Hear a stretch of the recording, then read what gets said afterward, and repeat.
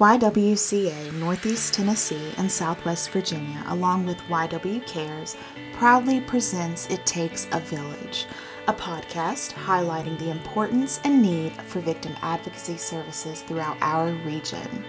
Join us as we detail the real-world issues of human trafficking that, unfortunately, are prevalent within our region.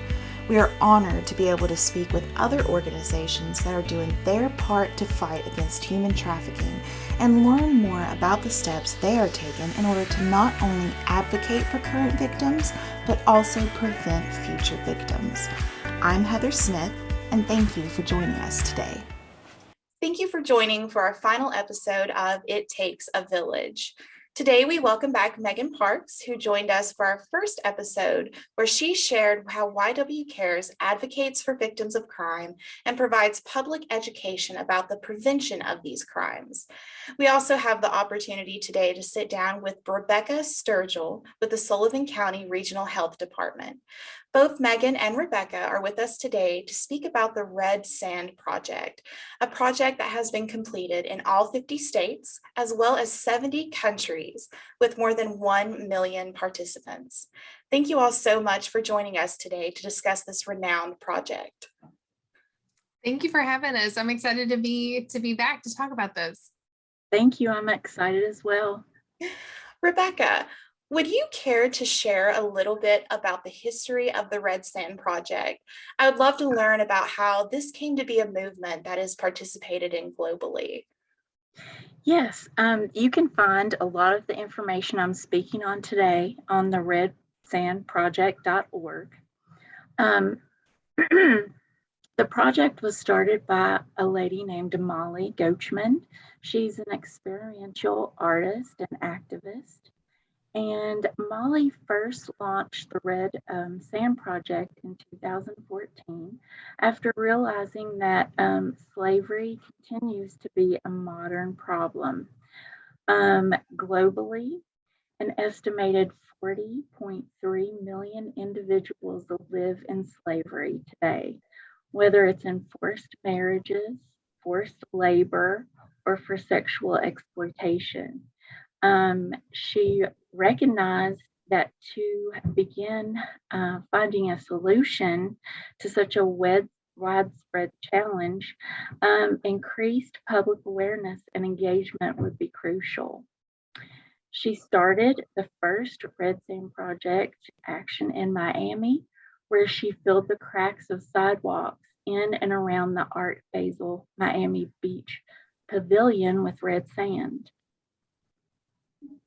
To expand the reach of the project, Molly launched a website offering red sand project toolkits, which include packets of red sand and information about slavery and trafficking in the U.S. and across the world. It is, so incredibly inspiring to hear that it took one woman recognizing a need for public awareness and engagement on this topic to begin this project. And even further, the Red Sand Project began with one driven woman and would be one to eventually be carried out in 70 countries all around the world. It goes without saying that there is some symbolism that runs quite deep with this project, with the red sand being poured into the cracks of the sidewalk, or even the color red itself being used. What exactly is that symbolism represented in the Red Sand Project? Well, to quote Molly Gochman, she says that we can't merely walk over the most marginalized people in our communities, and those are the ones who fall through the metaphoric cracks. End quote. And the approach was symbolic with grains of sand representing those individuals who fall through the cracks, whether the cracks of our social or economic or political systems or those of personal consciousness. And it's hard for us to imagine people living this way.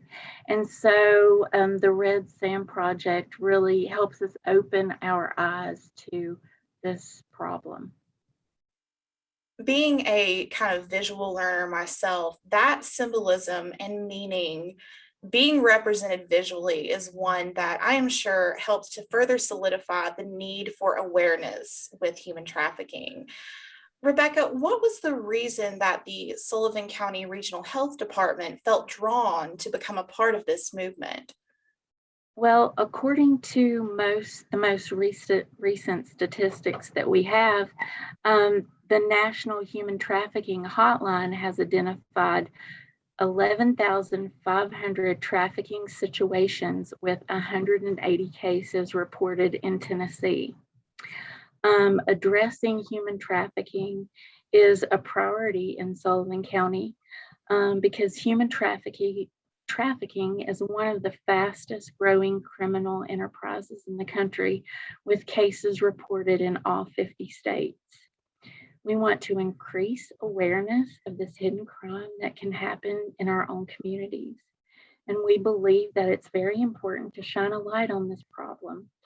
And we feel as if the Red Sand Project is a great way to inform the community of a way that we all can help and participate. We feel that human trafficking must stop. And I wanted to add in, if you know anyone who needs help to escape trafficking, contact the Tennessee Human Trafficking Hotline at 1-855-558-6484. Hearing those numbers are just incredibly eye-opening. And I know I've kind of mentioned this before in some previous episodes. It's something that many people, they might be unaware that it's, essentially happening right in our backyards. Going kind of back to those sidewalk installations, you mentioned, getting the community, knowledgeable of this. And I think that's something those sidewalk installations does so well with the community involvement.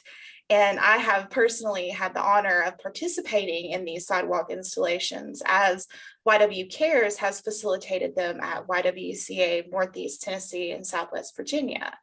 Megan, how long has YW Cares been involved in the yearly sidewalk installations of the Red Sand Project? And what inspired you to get involved? Yeah, we've been involved with Red Sand since 2019. So when YW Cares came around through the YWCA, we got to partner with the Sullivan County Regional Health Department to kind of put these installations together and create a game plan of how we're going to present this information to the community. It was very important to each of the individual programs that were involved. The health department, YW Cares. We also partner with other advocacy groups through the Branch House Family Center, Safe House, Frontier Health, and including the Community Coalition Against Human Trafficking, who we heard from in the last segment. We have a lot of groups in our community that take this issue very seriously. And not only are we aware of the statistics, but we also work, firsthand with individuals who have experienced this.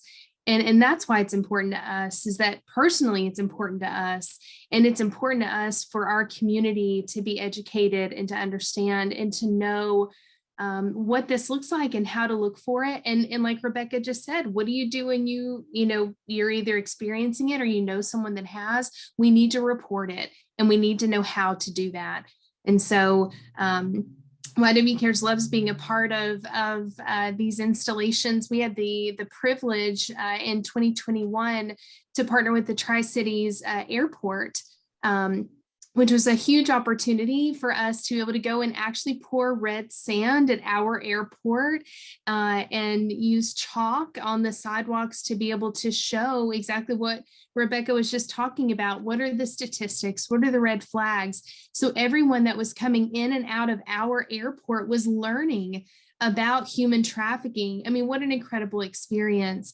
You see people walking over this red sand saying, what is this? What is going on? And we were there to be able to talk through that at such a a high traffic area like an airport. So it was really incredible. And I hope to, and I believe that it will, to see it grow, to see more people become invested and involved and spend their time on this issue. I'm really excited to see where it's going to go.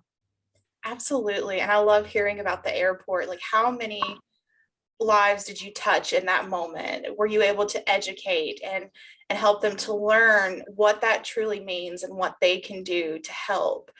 With these sidewalk installations, as we've discussed, these are people within the community coming together to raise awareness. And I think there is something so incredibly powerful when you can facilitate the community itself raising the awareness, putting the power in the community. It's something that brings what I feel so much more meaning to what this movement represents. Megan, what did you have to do in order to become a part of this movement? Let's say someone sees this and it just inspires them and they are like, I want to be involved. Where do they start? Yeah, so I would advise them to start right there at the Sullivan County Regional Health Department. They really spearhead this event every year. It's typically held at the end of July. So if you want to be looking for the information or following on social media, I'm sure we'll be sharing information as we lead up to the event of who to contact, where to go.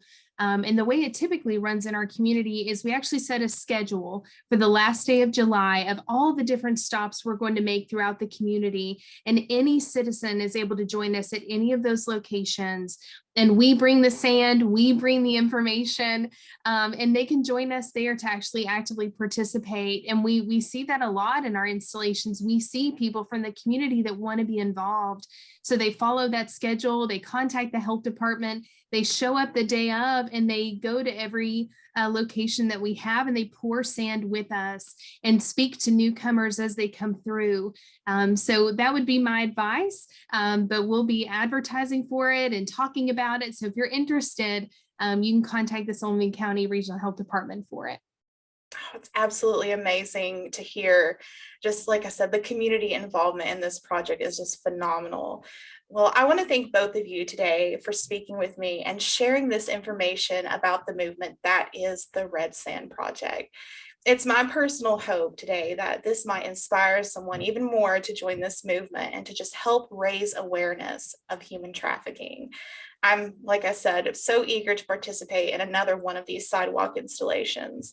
Thank you, Megan, for joining us again to speak about YW Care's involvement. And thank you so much, Rebecca, for sharing some history and meaning behind the Red Sand Project. Thank you. I've loved being here. I appreciate it.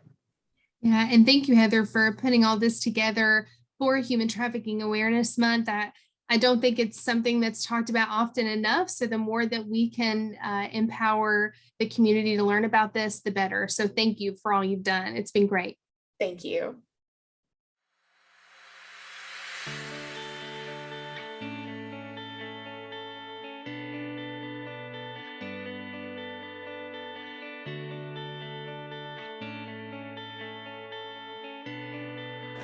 To learn more about the Red Sand Project and how to get involved, please visit the links below. Thank you.